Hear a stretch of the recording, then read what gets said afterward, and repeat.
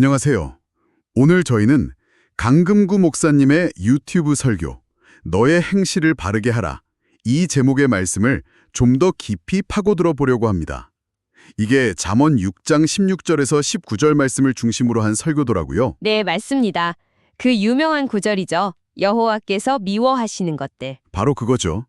여호와께서 미워하시는 것, 곧 그의 마음에 싫어하시는 것이 옌일곱 가지이니 교만한 눈, 거짓된 혀, 이런 것들이 쭉 나오잖아요. 네, 아주 구체적으로 명시되어 있죠. 저희가 오늘 볼 재료는 이 설교 녹취록 일부 발췌본인데요. 네, 그래서 이번 시간에는 이 설교가 던지는 핵심 메시지, 특히 하나님 앞에서 우리가 어떤 행실을 바로잡아야 하는가에 대한 목사님의 해석을 좀 심층적으로 살펴보려고 합니다. 좋습니다.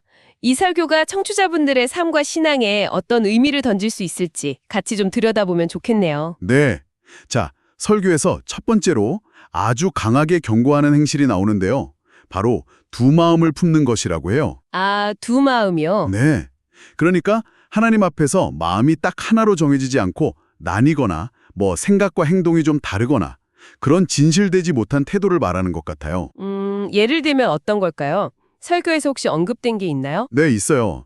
예를 들어 헌금 액수를 마음속으로 얼마 내야지 정했다가 슬그머니 줄인다거나 아, 또 기도 시간을 얼마큼 해야지 계획했다가 이런저런 핑계로 단축하는 거.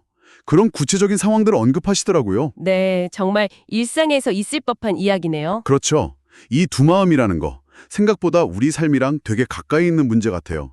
좀 더 자세히 들여다볼까요? 네, 아주 흥미로운 포인트인데요. 설교자께서는 이 두 마음의 문제를 바로 신약성경 야고보서 1장 7절 8절이랑 직접 연결시키시더라고요. 아, 야고보서요? 네, 이런 사람은 무엇이든지 주께 얻기를 생각하지 말라. 마음이 나뉘어 정함이 없는 자로다. 이 구절을 딱 인용하시면서요. 두 마음 품는 사람은 하나님의 응답이나 축복 이런 걸 기대하기 어렵다 이렇게 아주 단호하게 해석하세요. 와, 굉장히 직접적이네요. 응답이 없다니. 네, 응답이 없다. 하나님은 두 마음 품는 자를 싫어하신다. 이렇게까지 강조하시는 부분이 좀 인상 깊었습니다. 그렇군요.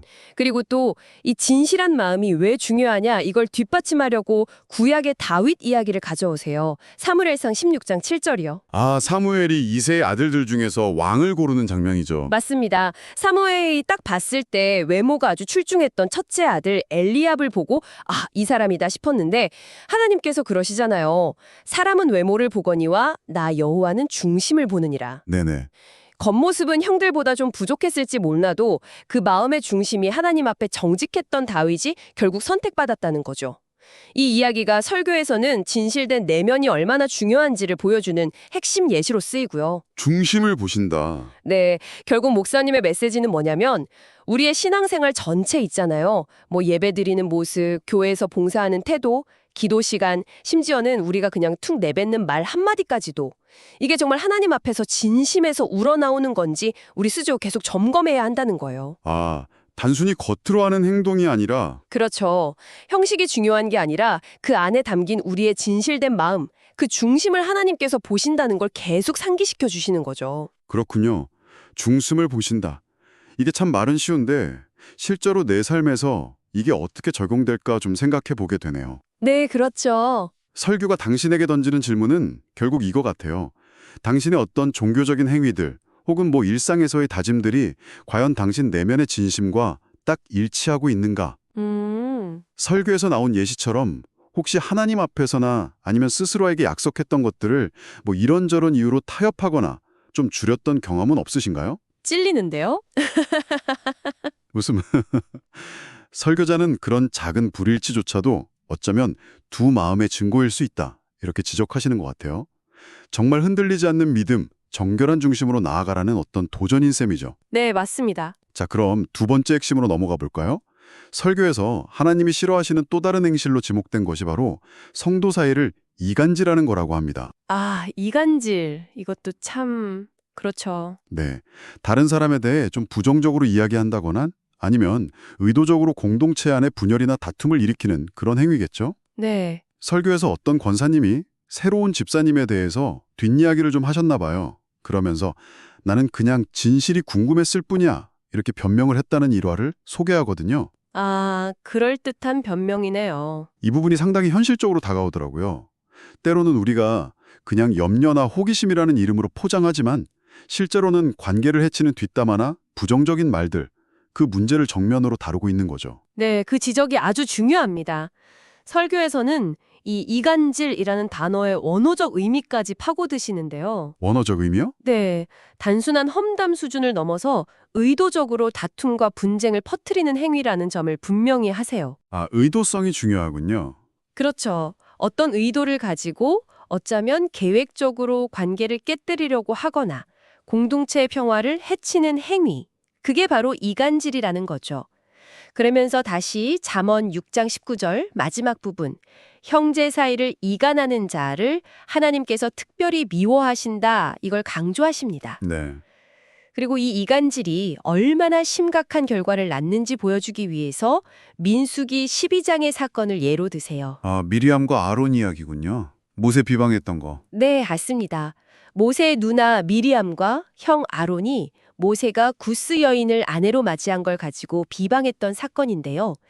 설교자께서는 성경을 좀 더 깊이 보면 그 비방 뒤에는 사실 왜 너 모세만 하나님의 말씀을 듣냐, 우리도 듣는다, 이런 식의 시기심, 질투, 그러니까 리더십에 대한 불만이 숨어 있었다고 해석하세요. 아, 단순한 비방이 아니었군요. 네. 그 결과 미리암이 나병에 걸리는 하나님의 징계를 받게 되잖아요.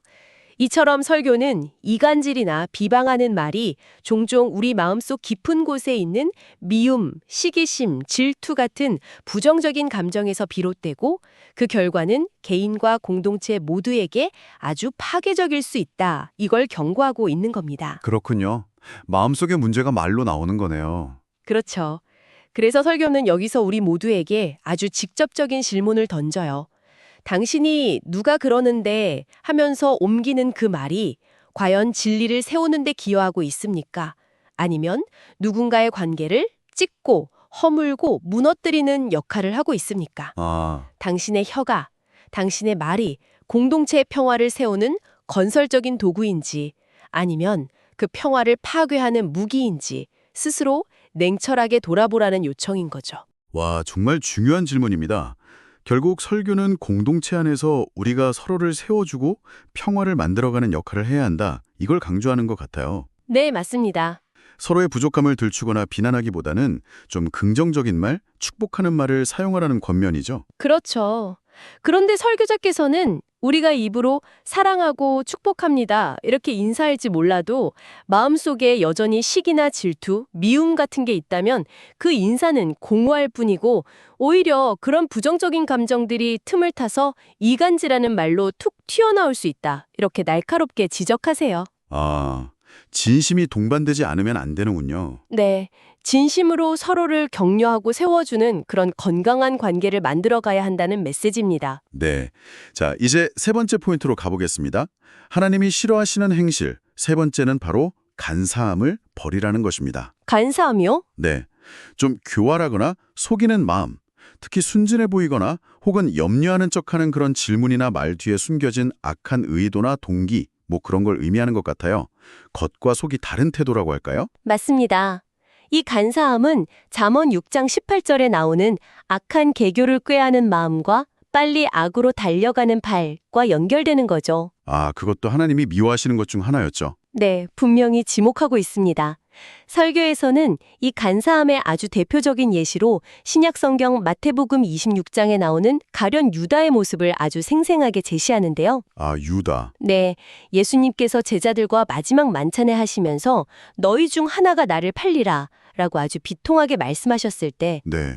이미 예수님을 배신할 은밀한 계획을 다 세워놓았던 유다가 아주 태연하게 예수님께 다가와서 묻잖아요. 라삐어, 나는 아니지요? 와, 정말. 설교자께서는 바로 이 위선적인 질문, 겉으로는 순진하고 결백한 척하지만 속으로는 이미 악한 계략을 꾸미고 있는 이 모습이야말로 간사함의 전형이라고 설명하십니다. 정말 섬뜩한 장면이죠. 듣기만 해도 소름이 돋네요. 그렇죠. 그래서 설교는 다시 한번 청취자, 바로 당신에게 도전적인 질문을 던집니다. 당신이 누군가에게 혹시 무슨 일이 있었어요? 혹은 요즘 왜 그래요? 이렇게 물을 때 그 질문 뒤에 숨겨진 진짜 동기는 무엇인가요? 진심으로 그 사람을 걱정하고 돕고 싶어서 묻는 건가요? 아니면 혹시 남의 약점이나 어려움을 캐내려는 어떤 호기심, 혹은 험담의 소재를 찾으려는 그런 숨겨진 의도는 없나요? 아, 이게 참 미묘한 지점이네요. 네, 아주 미묘하죠. 그래서 설교는 때로는 우리가 알면서도 모르는 척, 보면서도 못 본 척하며 침묵하는 것이 오히려 상처 입은 사람에게 진정한 위로와 회복의 공간을 주는 언어가 될 수 있다고까지 제안합니다. 침묵이 언어가 될 수 있다고요? 네, 불필요하게 남의 상처를 막 들추거나 파헤치는 대신에 그냥 잠잠히 지켜봐주고 기도해주는 것이 어쩌면 더 깊은 사랑의 표현일 수 있다는 그런 통찰이죠. 그렇군요. 때로는 침묵이 더 큰 사랑일 수 있다. 깊이 생각해 볼 만한 지점입니다. 네, 그래서 설교는 결국 간사함이 없는 하나님의 성품을 닮아가라 이렇게 권면하는 거군요. 맞습니다. 우리는 하나님의 자녀니까 그분의 형상을 따라 우리 안에 있는 이런 간사함, 또 앞서 말한 이간질, 두 마음 같은 요소들을 버리고 온전해져야 한다고 말합니다. 단순히 묻지 말라는 게 아니라 그렇죠. 물을 때는 진정한 사랑으로 묻고 상대방의 아픔을 발견했을 때는 온유함으로 감싸 안는 그런 태도를 가져야 한다는 것이죠. 네. 자, 그럼 지금까지 살펴본 이 세 가지 행실, 두 마음을 품는 것, 성도 사이를 이간질하는 것, 그리고 간사함을 품는 것, 이것들이 바로 감금구 목사님이 잠언 6장 말씀을 근거로 하나님께서 특별히 싫어하시는 우리가 반드시 버려야 할 잘못된 행실로 규정하는 핵심 내용들이었습니다. 네, 맞습니다. 그리고 설교는 이 지점에서 아주 중요한 개념을 하나 소개하는데요. 바로 로마서 6장 13절 말씀을 인용하면서 등장하는 병기, 즉 무기 또는 도구라는 개념입니다. 병기요? 네. 또한 너희 지체를 불의의 병기로 죄에게 내주지 말고 오직 너희 자신을 죽은 자 가운데서 다시 살아난 자같이 하나님께 드리며 너희 지체를 의의 병기로 하나님께 드리라. 이 구절을 통해서 설교는 우리에게 선택지가 있다는 걸 보여줘요. 선택지요? 네. 우리 자신을 죄의 도구, 그러니까 불의의 병기로 내어줄 것인가, 아니면 하나님께 온전히 드려져서 그분의 뜻을 이루는 의의 병기가 될 것인가 하는 선택의 문제라는 거죠. 아, 내가 어떤 도구가 될 것인가? 그렇죠.